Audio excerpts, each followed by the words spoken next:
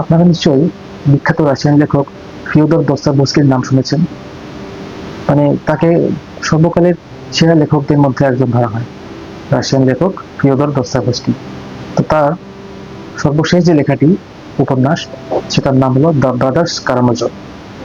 তো এই বইটার গুণগান আমি এত বেশি শুনেছি যে এই বইটা আসলে না পড়ে থাকতে পারছি না। তো বইটার যে বুক ওয়ান, বইটার প্রথম পার্ট বা বুক, সেটা হলো the history of the family. আর সেটারই প্রথম চ্যাপ্টার হলো ফিওদর পভলোভিচ কারামাজভ, অর্থাৎ ফিওদর নামে একজন ব্যক্তি, তার পরিচয় দিয়ে প্রথম চ্যাপ্টারটি। তো ফিওদর এমন একজন ব্যক্তি ছিল যে সবসময় নারী, মদ আর অসৎ কাজে লিপ্ত ছিল। সে অনেক ধনী ছিল এবং অসৎ উপায় অবলম্বন করে সে ধনী হয়েছে। তো সে দুটো বিয়ে করেছিল। অ্যাকচুয়ালি ফিওদর 13 বছর আগে, মানে আমরা যে সময় গল্পটা পড়ছি, ফিওদর 13 বছর আগে মারা যায়। তো এই মৃত্যুটা ছিল খুবই ট্র্যাজিক একটা মৃত্যু। তো এই মৃত্যুকে ঘিরেই এই উপন্যাসটি। তো ফিওদর, তার স্ত্রী ছিল দুইজন। প্রথম স্ত্রীর নাম ইভানোভা, সেখানে তার একজন ছেলে, তার নাম হলো দিমিত্রি। আর পরের স্ত্রীর ঘরে দুজন ছেলে, বড়টার নাম ইভান আর ছোট ছেলের নাম অ্যালেক্সি বা এলিওসা। অর্থাৎ তার দুই স্ত্রী, প্রথম স্ত্রীর ঘরে একজন ছেলে আর দ্বিতীয় স্ত্রীর ঘরে দুইজন ছেলে, ও তিনজন সন্তান তার। আচ্ছা, তো ফিওদর এমনিতেই বোকা হলেও সে আসলে খুব, মানে অর্থ ইনকামের দিক থেকে সে খুবই অসৎভাবে চালাক ছিল। অর্থাৎ তার মানে অর্থ সম্পদ ছিল অনেক, এবং সে কিন্তু জিরো থেকে হিরো হয়েছে। হিরো বলতে অর্থাৎ অর্থ সম্পদের মানে। তো এবং সে এটা অসৎ উপায় অবলম্বন করে, তোষামোদি করে, মানুষকে ঠকিয়ে সে এই সম্পদ অর্জন করে। এমনকি মৃত্যুর সময়ও তার কাছে 1 লক্ষ রুবল ছিল। ওই সময় 1 লক্ষ রুবল অনেক টাকা, অনেক। অবশ্য তৎকালীন রাশিয়ান সোসাইটিতে যারা ধনী ছিল তারা আসলে বোকা ছিল না, তারা মানি মেক করতে পারতো, খুবই চালাক ছিল। এখনো কি রাশিয়া এরকম হতে পারে? আমরা তো রাশিয়া বলতেই বুঝি মাফিয়া। তো প্রথম স্ত্রী, অর্থাৎ ফিওদরের প্রথম স্ত্রী ইভানোভা, সে অত্যন্ত ধনী পরিবারের একজন মেয়ে ছিল। তো ধনী পরিবারের মেয়ে হলেও তার কিছু ফ্যান্টাসি ছিল, অর্থাৎ মানে রোমান্টিসিজম। সে ওই সময়ের কিছু আহ, মানে মানে একটু পাগলাটে স্বভাবের ছিল। তো আসলে সে ইভানোভা আর ফিওদর তারা আসলে পালিয়ে বিয়ে করে। কিন্তু আসলে তাদের মধ্যে কিন্তু খুব একটা যে প্রেম ছিল তা কিন্তু না, খুব অনেক বেশি ডিপ লাভ ছিল তা না। তো যাই হোক, তারা পালিয়ে বিয়ে করে, কিন্তু পালিয়ে বিয়ে করার পরপরই ইভানোভা ফিওদরের আসল রূপ দেখতে শুরু করে, ফিওদরের যে চরিত্রের খারাপ দিকগুলো সেগুলো। আর ফিওদর এই বিয়েটাকে তার বড়লোক হওয়ার একটা মাধ্যম হিসেবে চিন্তা করতে থাকে। সে ভাবে এই বিয়েতে সে যে যৌতুক পাবে এটা দিয়ে সে আরো বড়লোক হয়ে যাবে।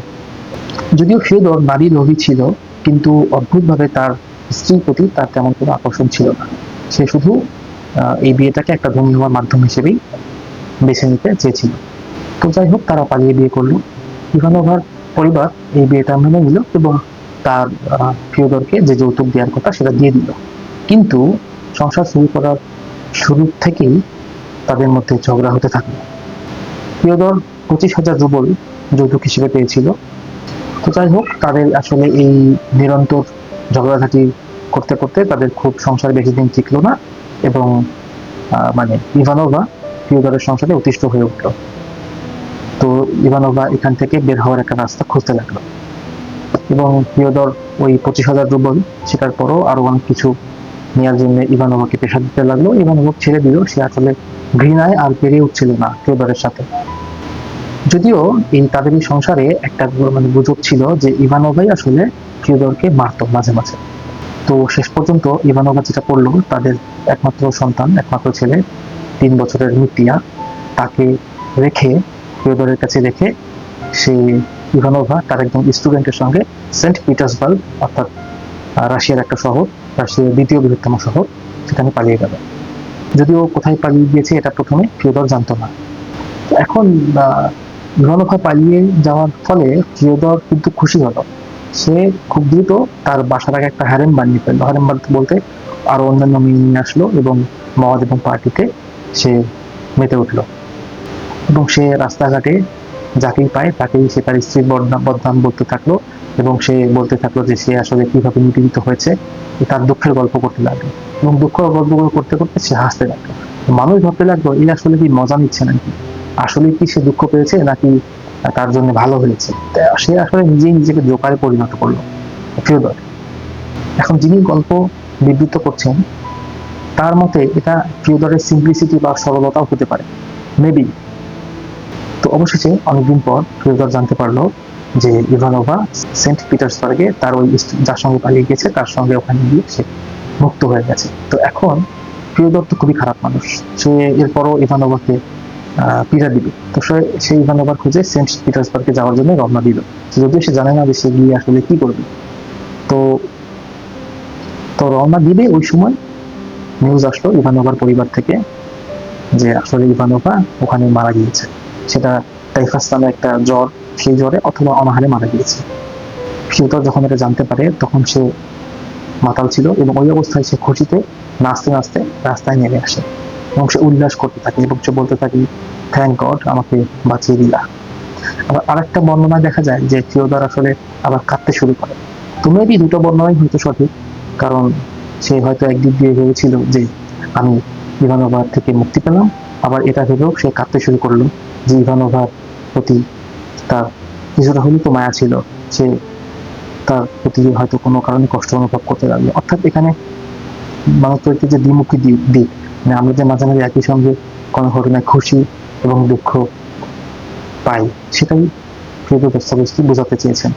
আর উনি এখানে লাস্ট লাইনটা যেটা বলেছেন সেটা হলো যে কিছু মানুষকে যতই অসৎ বা খারাপ মনে হোক তাদের মধ্যেও সিম্পলিসিটি থাকে, এবং তারাও ছোট ছোট আনন্দে আনন্দিত হতে পারে বা ছোট ছোট কষ্টে দুঃখ পেতে পারে। এবং শুধু খারাপ মানুষ না, আমরাও কিন্তু তাই, আমরাও কিন্তু মাঝে মাঝে কিছু ঘটনায় একই সঙ্গে দুঃখ পাই আবার খুশি হই। তো এই ছিল প্রথম চ্যাপ্টার, ফিওদর কারামাজভ, তার পরিচয়, একটা মাতাল লোক যার 3টা ছেলে আছে। তো